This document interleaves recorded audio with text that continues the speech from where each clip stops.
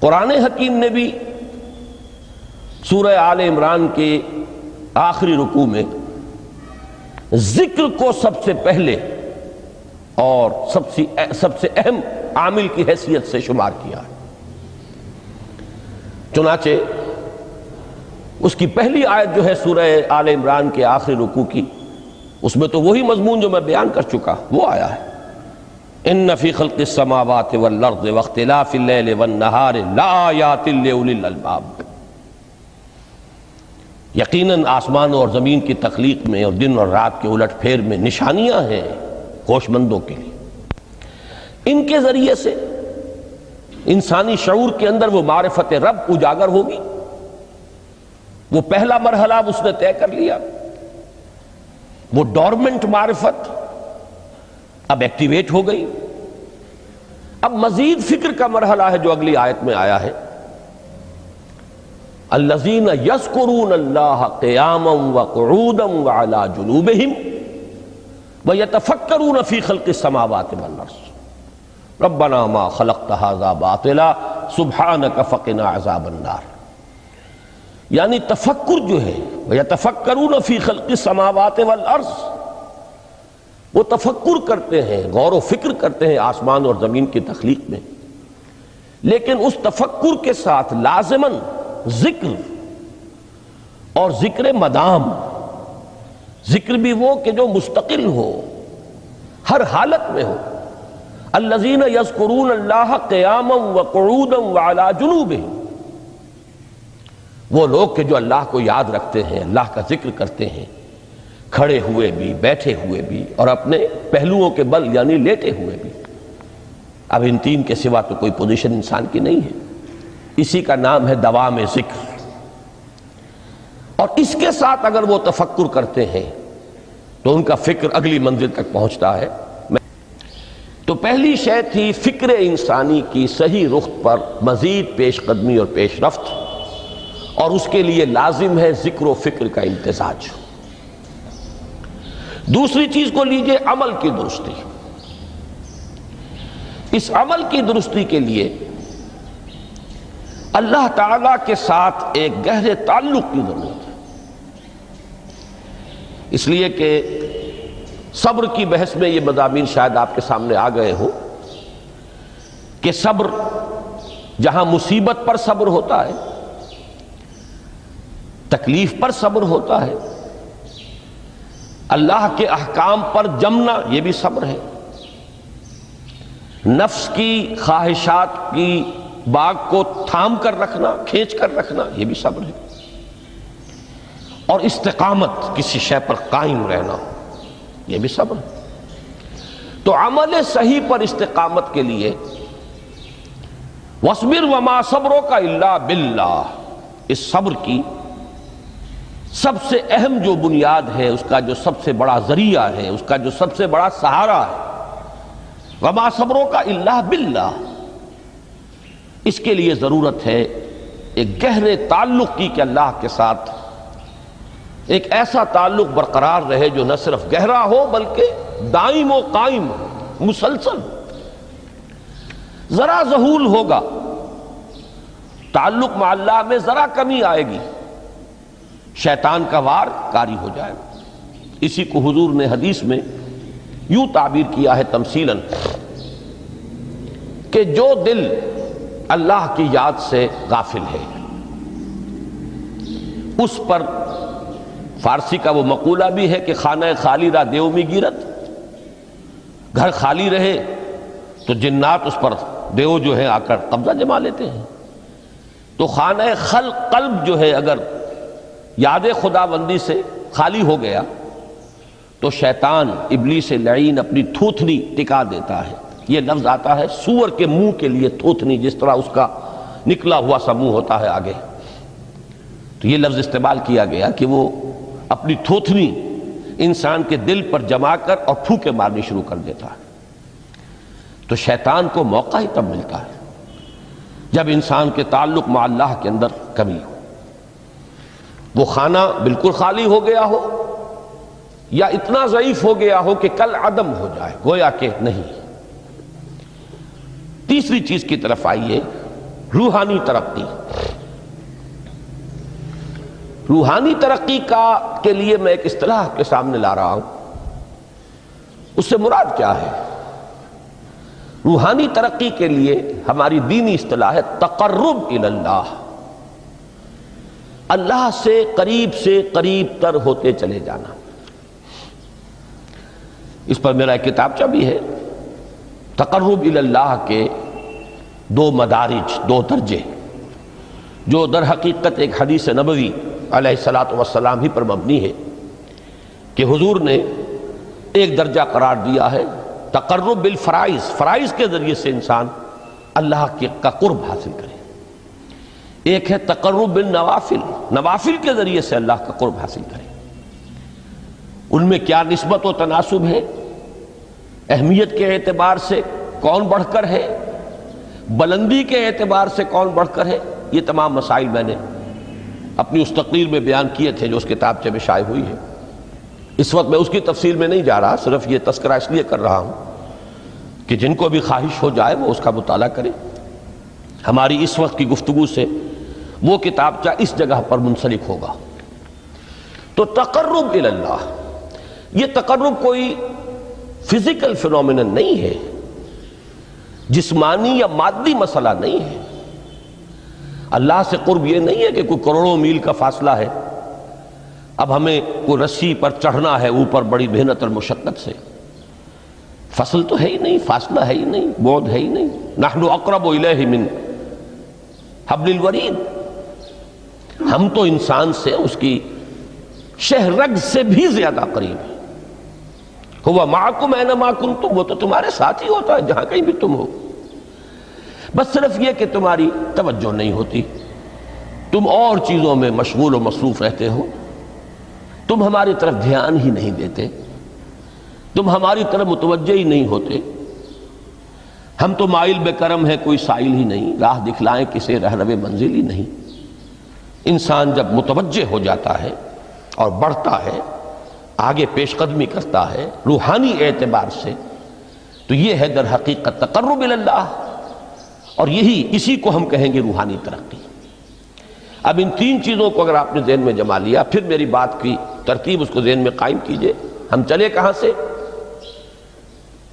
کہ دین کے ساتھ اصل مناسبت فلسفے کی نہیں، حکمت کی۔ نمبر 2، حکمت قرآنی کا پہلا اور اہم ترین اور بنیادی مسئلہ معرفت رب کا حصول ہے۔ اس کا نتیجہ شکر خداوندی ہے، اس کا ذریعہ آیات آفاقی، آیات انفسی، اور سب سے بڑھ کر آیات قرآنیہ ہیں، جو الذکر ہے، جو تذکرہ ہے، جو ذکرہ ہے۔ لیکن اس پہلے مرحلے کو اگر کوئی انسان بفضل ہی تعالی، اللہ کے فضل و کرم سے طے کر لے، اب اس کے سامنے 3 مسئلے ہیں۔ فکر کی مزید پیش رفت، مزید پیش قدمی صحیح رخ پر، اس کے لیے ذکر اور فکر دونوں کا امتزاج لازمی ہے۔ فقر قرآن اختلاط ذکر و فکر۔ الذین یذکرون اللہ قیاما وقعودا وعلی جنوبہم ویتفکرون فی خلق السماوات والارض۔ دوسری شے عمل کا درست رہنا، نہ افراط و تفریط ہو، عدم توازن ہو، نہ انسان نفس سے مغلوب ہو جائے، نہ انسان جذبات کی رو میں اندھا ہو جائے، نہ انسان ماحول سے مرعوب ہو کر متاثر ہو جائے، صحیح رخ پر اس کا عمل۔ نمبر 3، روحانی ترقی، جو اصل حاصل ہے، جو اصل مقصود ہے۔ نمبر 2 چیز کے لیے تعلق مع اللہ ضروری، نمبر 3 کے لیے تقرب الی اللہ ضروری۔ اب غور کیجئے، ان تینوں چیزوں کا بڑا گہرا تعلق ہے نماز کے ساتھ۔ ان تینوں کے لیے ستون کی حیثیت نماز کو ہے۔ لہذا ایمان کے بعد یا معرفت رب کے بعد حکمت دین کا اہم ترین مسئلہ نماز، صلاۃ۔ اس لیے کہ ایک طرف یہ انسان کو اللہ کے ساتھ ایک گہرے تعلق کا ذریعہ فراہم کرتی ہے، اپنے تمام مصروفیات میں سے ان مشغولیتوں میں جن میں گم ہونے کا خدشہ ہوتا ہے، نکلو۔ 24 گھنٹے کے معمولات میں سے کم 5 مرتبہ تو لازماً نکلو، اور اپنے آپ کو ذرا، اپنے حواس کو بھی، اپنی باطنی کیفیات کو بھی ذرا تازہ کرو۔ اگر کوئی گندگی، نجاست، کسی طرح کی ناپاکی کا کوئی معاملہ ہے، طہارت حاصل کرو۔ طہارت سے تمہارے اندر روح کو بھی بالیدگی ہوگی، تمہارے حواس بھی تازہ ہوں گے، تم گویا کہ بحیثیت کل تمہاری ہستی چاق و چوبند ہو جائے گی۔ وہ کسل، وہ سستیاں، وہ جو ایک کثافتیں ہوتی ہیں، ان سب سے نجات حاصل کرو، اور اب اپنے رب کے حضور میں کھڑے ہو جاؤ، اس کے ساتھ اپنا عہد بھی تازہ کرو، اس کی اہم صفات کو بھی اپنے ذہن میں پھر مستحضر کرو۔ یہی وجہ ہے، دیکھیے میں نے جو آیات آپ کو شروع میں سنائی تھی، سورہ لقمان کی 2 آیتیں، پہلی آیت میں اس کا ترجمہ کر چکا، دوسری آیت وَلَقَدْ وَإِذْ قَالَ لُقْمَانُ لِابْنِهِ وَهُوَ يَعِظُهُ يَا بُنَيَّ لَا تُشْرِكْ بِاللَّهِ إِنَّ الشِّرْكَ لَظُلْمٌ عَظِيمٌ۔ اس کے بعد درمیان میں کچھ مضمون آ کر پھر وہ آیہ مبارکہ آئی، یا بنی اقم الصلاۃ وامر بالمعروف وانہ عن المنکر واصبر علی ما اصابک۔ گویا کہ اہم ترین چیز، بنیادی ترین چیز، اللہ کو محض پہچان لینا کافی نہیں ہے، یاد رکھنا ضروری ہے۔ اللہ یاد رہے گا تو فکر صحیح آگے بڑھے گا، اللہ یاد رہے گا اور اس کے ساتھ ایک گہرا تعلق جو ہے برقرار رہے گا تو عمل درست رہے گا۔ بالکل یہی بات سورہ طٰہٰ میں جو پہلی وحی حضرت موسیٰ علیہ السلام پر ہوئی، اور پہلا مخاطبہ ہے، چونکہ حضرت موسیٰ کو یہ انبیاء کرام کے مقدس گروہ میں ایک امتیازی حیثیت حاصل ہے کہ ان سے براہ راست گفتگو ہوئی ہے، اگرچہ صرف ایک پردہ تھا، اوٹ من ورائے حجاب گفتگو ہوئی ہے، لیکن یہ کہ کوئی فرشتے کا درمیانی جو ہے وہ لنک نہیں تھا، براہ راست اللہ تعالیٰ نے حضرت موسیٰ علیہ السلام سے کلام فرمایا۔ کلم اللہ موسیٰ تکلیما، موسیٰ سے تو اللہ نے کلام فرمایا جیسے کہ کلام کیا جاتا ہے۔ تو پہلا مخاطبہ ہے، یہ پہلا مکالمہ ہے، پہلی وحی کہیے، اسی میں یہ الفاظ بھی موجود ہیں، اننی انا اللہ لا الہ الا انا فاعبدنی واقم الصلاۃ لذکری۔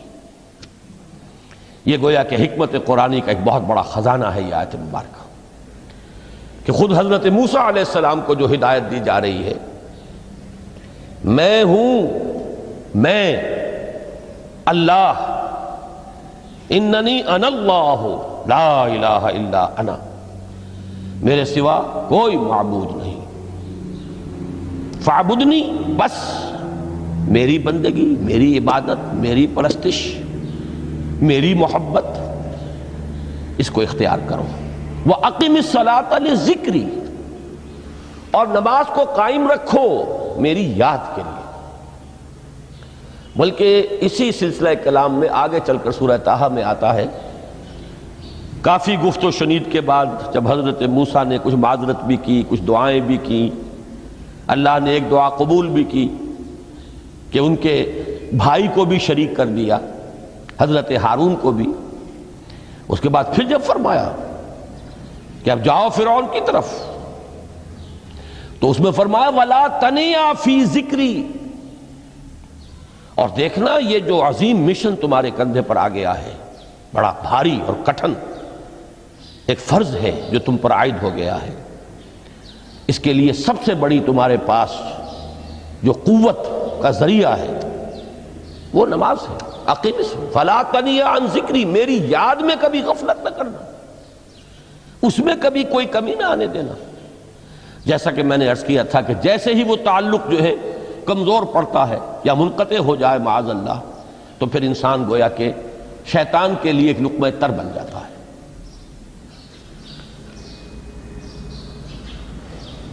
اب آپ غور کیجئے، تیسری شے تقرب الی اللہ، اس کے حوالے سے بھی جو فرائض اور نوافل کی بات ہے اس کو اس وقت ذہن سے نکال کر یہ سمجھیے کہ اس میں نماز کا کیا مقام ہے، اس لیے کہ نماز فرض بھی ہے، نماز نفل بھی ہے، وہ تو ان دونوں میں شریک ہو جائے گی۔ اب اس کو لفظ صلاۃ کے حوالے سے آپ ان دونوں چیزوں کو سمجھیے۔ صاد لام واو یا یہ چونکہ حروف علت ایک دوسرے سے بدلتے رہتے ہیں، یہ جو مادہ ہے اس کی جو خالص لغوی اصل ہے، جو خالص عربی زبان میں اس کا بنیادی مفہوم ہے، وہ آگ جلانا یا آگ تاپنا یا آگ سینکنا، حرارت حاصل کرنا۔ لہذا بار بار آتا ہے جہنم کے ذکر میں، اسلوہا، اب جلو اس میں، تاپو اس کو، یہ سینکے گی تمہیں۔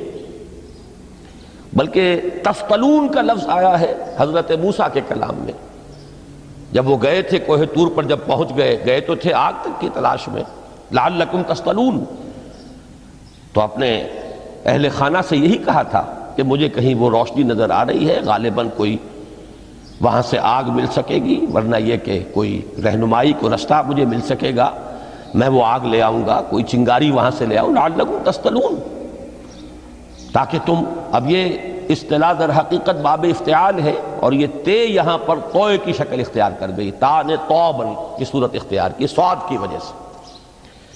بہرحال اس کا سب سے بنیادی مفہوم جو ہے وہ ہے تاپنا، سکائی حاصل کرنا، حرارت۔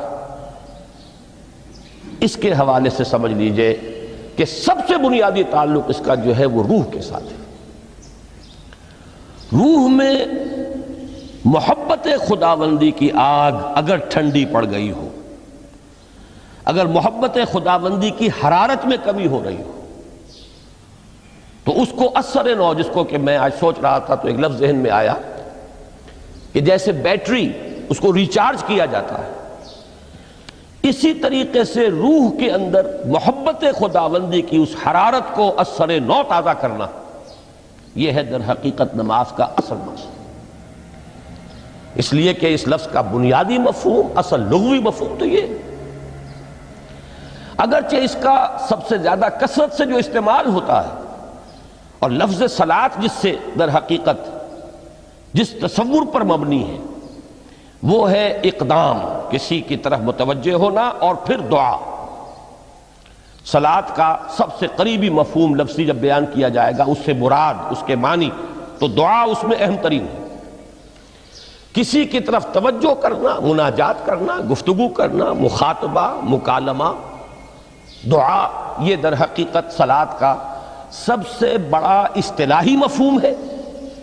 لیکن جو اس کا مادہ ہے، صاد لام واو یا صاد لام یا، اس کا اصل مفہوم جو ہے وہ تاپنا، حرارت حاصل کرنا۔ تو ان دونوں کے حوالے سے عرض کر رہا ہوں، وہ تاپنا اور حرارت حاصل کرنا وہ ہے روح کے اعتبار سے۔ وہ جو کہا اقبال نے کہ بجھی عشق کی آگ اندھیر ہے، مسلمان نہیں راہ کا ڈھیر۔ یہ عشق کی آگ جب بجھ جاتی ہے، در حقیقت یہی تو انسان کی روحانی موت ہے۔ جب یہ نہ رہے تو چاہے منطق میں بہت انسان ماہر ہو، مجھے اقبال کا ایک شعر یاد آیا ہے تقابل کرتے ہوئے، ایک انسان محکوم اور ایک انسان حر، آزاد انسان، ان کی نفسیات میں جو بنیادی فرق علامہ اقبال نے مختلف مواقع پر بیان کیے ہیں۔ محکوم ہے بیگانہ اخلاص و مروت، ہر چند کے منطق کی دلیلوں میں ہے چالاک۔ تو منطق کی دلیلوں میں انسان چالاک ہو جائے اور وہ لغت ہائے حجازی کا وہ ایک خزانہ بن جائے، اسے تمام الفاظ کے معنی یاد ہوں، وہ بڑے مسائل فقہ کے اسے ازبر ہوں، جزیات، بے انتہا جزیات جو ہیں وہ مستحضر ہوں، فلسفے کے بڑے بڑے مسئلے اس نے حل کر لیے ہوں، لیکن اگر روح میں وہ اللہ کی محبت کی آگ نہیں ہے، وہ تپش نہیں، بجھی عشق کی آگ اندھیر ہے، مسلمان نہیں راہ کا ڈھیر۔ اسی کے حوالے سے آج مجھے یاد آیا تھا کہ وہ جو بڑی سادہ سی ایک نظم ہے، اللہ تعالیٰ سے دعا، یا رب دل مسلم کو وہ زندہ تمنا دے، اس میں بھی جو الفاظ آئے ہیں جو روح کو گرما دے اور قلب کو تڑپا دے، یہ ہے اصل جو مقصود ہے نماز کا۔ اور یہی وہ چیز ہے جیسا کہ میں نے عرض کیا تھا کہ نگاہوں سے اوجھل، یہ پہلو سامنے ہے ہی نہیں، دوسرا پہلو سامنے ہے اور وہ بھی میرے نزدیک بہت اہم ہے، بہت بنیادی ہے، اس میں کوئی شک نہیں، لیکن یہ ہے بلند ترین منزل کہ تقرب الی اللہ، اس کے لیے در حقیقت یہ کس لیے درکار ہے؟ روح کے اندر عشق کی حرارت اور گرمی تازہ ہو جائے۔ بسا اوقات یہ اندر دب جاتی ہے، جیسے انگارہ ہوتا ہے آگ کا، اس کے اوپر خاک اور راکھ آ جاتی ہے، اندر کچھ ہوتی ہے، آگ دبی ہوئی سمجھ، آگ بجھی ہوئی نہ جان، اس دبی ہوئی آگ کو پھر ایک شعلہ بنانا، پھر اس کے اندر ایک حیات تازہ پیدا کرنا، یہ ہے نماز کا اہم ترین اور بلند ترین مقصد۔ لیکن اس کے ساتھ ہی اس نماز میں ذکر ہونا، اس کا یہ ذکر ہے، اور ذکر کی جب میں فہرست بیان کیا کرتا ہوں بہت سے حضرات کے سامنے ہوگا کہ ذکر کا در حقیقت مفہوم ہے استحضار اللہ فی القلب۔ ہمارے ہاں غلطی سے جو ذرائع ذکر ہیں انہیں ذکر قرار دے دیا گیا ہے۔ نماز ذکر نہیں ہے، نماز ذکر کا ذریعہ ہے۔ اقیم الصلاۃ لذکری، نماز قائم کرو میرے ذکر کے لیے۔ یہ اللہ اللہ کہنا یا ادعیہ معصورہ جو حضور صلی اللہ علیہ وسلم کی مسنون دعائیں ہیں، انہیں اپنے تمام معمولات دنیاوی کے ساتھ ساتھ ان دعاؤں کو بھی انسان پڑھتا رہے، اللہ سے دعا کرتا رہے، یہ تمام ذرائع ذکر ہیں۔ سبحان اللہ سبحان اللہ الحمدللہ الحمدللہ، اس کا آپ ورد کیجئے، یہ بھی ذریعہ ذکر ہے۔ حقیقت میں ذکر ہے استحضار اللہ فی القلب، اللہ کو دل میں لے آنا، اللہ کو دل میں حاضر کر لینا، اصل میں تو ترجمہ ہوگا، لیکن حاضر جاننا، یہ کیفیت جو ہے انسان کو حاصل ہو جائے۔ اب اس کے حوالے سے ذرا بات سمجھیے کہ ایک تو میں عرض کر چکا ہوں مجسم ذکر تو قرآن ہے، لہذا ذکر کی فہرست جب آپ کریں گے ذرائع ذکر تو ان میں سب سے پہلے قرآن آئے گا، اس لیے کہ وہ ہماری حکمت کے پہلے مسئلے کو حل کر رہا ہے، بنیادی مسئلہ، اہم ترین مسئلہ۔ دوسرے نمبر پر ذکر جو ہے، اب اس کے لیے کچھ اصطلاحات جو میرے مختلف دروس میں شاید آپ کے سامنے بعد میں آئیں یا پہلی آ چکی ہوں، ان کے حوالے سے میری بات سمجھیے۔ ایک ذکر غیابی ہے، تھرڈ پرسن میں، صیغہ غائب میں اللہ کی یاد کرنا، اللہ اکبر اللہ اکبر اللہ اکبر۔ ابھی اللہ اکبر جو ہے یہ جملہ اسمیہ خبریہ ہے، ایک حقیقت کی تکرار آپ کر رہے ہیں، اللہ سب سے بڑا ہے، اللہ سب سے بڑا ہے، سبحان اللہ سبحان اللہ سبحان اللہ۔ یہ در حقیقت ذکر غیابی ہے کہ آپ اس میں مخاطب نہیں ہیں اللہ سے، ایک ذکر خطابی کہیں یا ذکر حضوری کہیں، جس میں مکالمہ ہوتا ہے، جس میں گفتگو ہوتی ہے۔ تو نماز در حقیقت ذکر حضوری اور ذکر خطابی کی بلند ترین شکل ہے۔ اس لیے میں نے عرض کیا تھا کہ نماز کے لفظ یا صلاۃ کے لفظ، یہ اصطلاحی معنی جو اکثر و بیشتر کیے جاتے ہیں وہ ہے دعا، اور دعا میں ہوتا کیا ہے؟ مکالمہ ہے، مخاطب، اے اللہ، اے میرے رب، اے پروردگار۔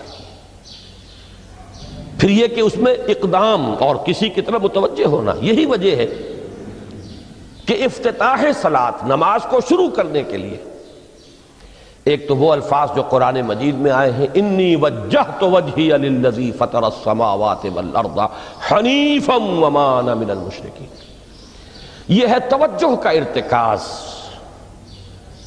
بشرطے کہ یہ صرف الفاظ ہی نہ نکل رہے ہوں، واقعتاً یہ تعبیر ہو اس وقت کی انسان کی نفسیاتی کیفیت کی، کہ شعوری طور پر وہ فیصلہ کرتا ہے کہ اب میں منقطع ہو رہا ہوں، ہر چہار طرف سے اپنی توجہ کو ہٹا کر، ہر مسئلے سے اپنے آپ کو خالی و ذہن کر کے یعنی ظاہری اور باطنی دونوں اعتبار سے میں اپنی توجہ کا ارتکاز کر رہا ہوں اس ذات کی طرف جس نے آسمانوں اور زمین کو پیدا کیا، اور بالکل یکسو ہو کر رہا ہوں۔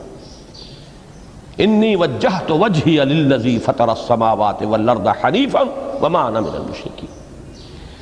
اور دوسری وہ جو دعا جس سے ہم افتتاح کرتے ہیں اپنی نماز کا، دیکھیں اس میں خطاب کا کس قدر اہتمام، وہاں سبحان اللہ نہیں ہے، سبحانک اللہم، پاک ہے تو اے رب ہمارے، وبحمدک وتبارک اسمک وتعالی جدک۔ اب آپ غور کر رہے ہیں، یہ ہے تخاطب، براہ راست مخاطب ہونا ہو رہی ہے۔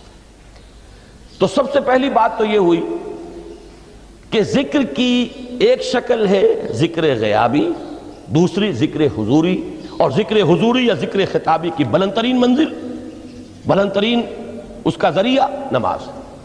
اس کو ایک پہلو سے اور سمجھ لیجئے، سورہ فاتحہ جب پھر ہم پڑھتے ہیں جسے الصلاۃ کہا گیا ہے، جو لب لباب ہے، خلاصہ ہے، اس میں پھر تدریجاً غیاب سے حضور کی طرف پیش قدمی ہوتی ہے۔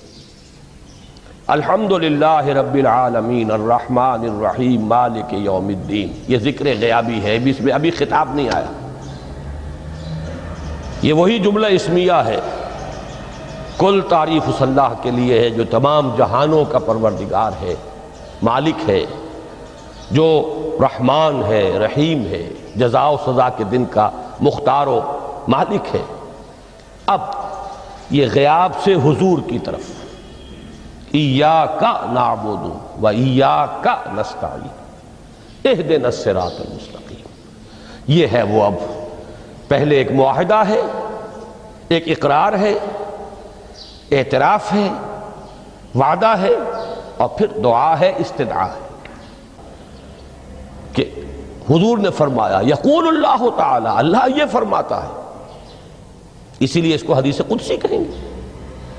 قسمت الصلاۃ بینی و بین عبدی نصفین، میں نے نماز کو اپنے اور اپنے بندے کے مابین آدھا آدھا تقسیم کر دیا ہے۔ اب یہاں تک تو جملہ ہے اللہ کا، یہ ہے حدیث قدسی۔ اب آگے جو ہے نریشن اس کی جو ہے حضور صلی اللہ علیہ وسلم کی جانب سے ہے، یعنی خبر دے رہے ہیں وہ اللہ کی طرف سے ہی۔ ویسے تو تمام احادیث ہی گویا کہ ہم سمجھتے ہیں انسپائرڈ تو اللہ کی طرف سے ہی ہے، لیکن یہ کہ جہاں صراحت ہو کہ اللہ کہتا ہے وہ حدیث قدسی ہے۔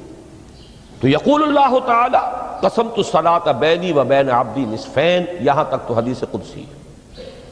اب دوسری عام حدیث ہے، اذا قال العبد الحمد للہ رب العالمین یقول اللہ تعالی حمدنی عبدی، جب بندہ کہتا ہے الحمدللہ رب العالمین، پروردگار کہتا ہے میرے بندے نے میری حمد کی۔ جب بندہ کہتا ہے الرحمن الرحیم، پروردگار فرماتا ہے اثنا علی عبدی، میرے بندے نے میری ثنا کی، بڑی تعریف کی۔ جب بندہ کہتا ہے مالک یوم الدین، اللہ فرماتا ہے مجدنی عبدی، میرے بندے نے میری بڑی بزرگی بیان کی ہے، تمجید کی ہے۔ پھر جب بندہ کہتا ہے ایاک نعبد و ایاک نستعین، اللہ فرماتا ہے ھذا ما بینی و بین عبدی ولعبدی ما سأل، یہ ہے میرے اور میرے بندے کے درمیان۔ یہ تو معاہدہ ہے نا، معاہدے میں تو دو فریق جکڑے جاتے ہیں، بند جاتے ہیں، یہ میرے اور میرے بندے کے درمیان ہے، اور میرے بندے نے جو طلب کیا میں نے دیا، اس لیے کہ اس میں طلب بھی تو ہے، ایاک نستعین، تیری مدد چاہتے ہیں، یہ طلب ہے۔ اسی کی شرح ہے جو اب آخری 3 آیتیں ہیں، پروردگار ہم تیری مدد چاہتے ہیں، پروردگار ہم تیری ہی بندگی کرتے ہیں اور کریں گے، اور تیری ہی مدد چاہتے ہیں، چاہیں گے۔ اگر حال میں اس کا ترجمہ کریں گے زمانہ حال کے اعتبار سے، اس لیے کہ فعل مضارع میں تو دونوں موجود ہیں، شامل ہیں، تو یہ ایک اعتراف ہے، اظہار حال ہے۔ اللہ کرے کہ وہ واقعتاً صحیح اظہار حال ہو، ہم واقعی اللہ کی بندگی کرتے ہوئے یہ کہیں کہ ایاک نعبد، ورنہ اگر ہماری اصل صورتحال سے وہ مطابقت نہ رکھتا ہو تو پھر تو ایک طرح کا جھوٹ ہو جائے گا، غلط بیانی ہو جائے گی۔ ایاک نعبدو تیری ہی بندگی کرتے ہیں، اور مستقبل میں کیجئے کریں گے، یہ ہے عہد، تیری ہی مدد چاہتے ہیں، تجھی سے مدد طلب کرتے ہیں، تجھی سے مدد چاہتے رہیں گے، اس کے لیے فرمایا وَلِعَبْدِ مَا سَأَلَ۔ اور پھر اس کے بعد وہ استدعا ہے اهدنا الصراط المستقیم صراط الذین انعمت علیہم غیر المغضوب علیہم ولا الضالین۔ اس حدیث میں اس کو ایک ہی جملے کو لیا گیا ہے، ایک ہی جملے کی حیثیت سے۔ جب بندہ یہ کہتا ہے تو اللہ فرماتا ہے ھذا لعبدی ولعبدی ما سأل، یہ خالص میرے بندے کے لیے ہے، اس بندے نے ایک درخواست پیش کی ہے اور میں نے گرانٹ کی، وہ اپلیکیشن، وہ ریکویسٹ گرانٹڈ ہم نے دے دی، ولعبدی ما سأل۔ یہ ہے اس کی تاثیر کا عالم، بشرطے کے معاملہ وہ شعور کے ساتھ، بشرطے کے مطابقت ہو ظاہر اور باطن کی، بشرطے کے مطابقت ہو قول اور فعل کی، تو اس کا اتنا اونچا مقام ہے کہ ایک ایک جملہ ادھر ادا ہوا، ادھر اللہ کی طرف سے ریسپانس مل رہی ہے۔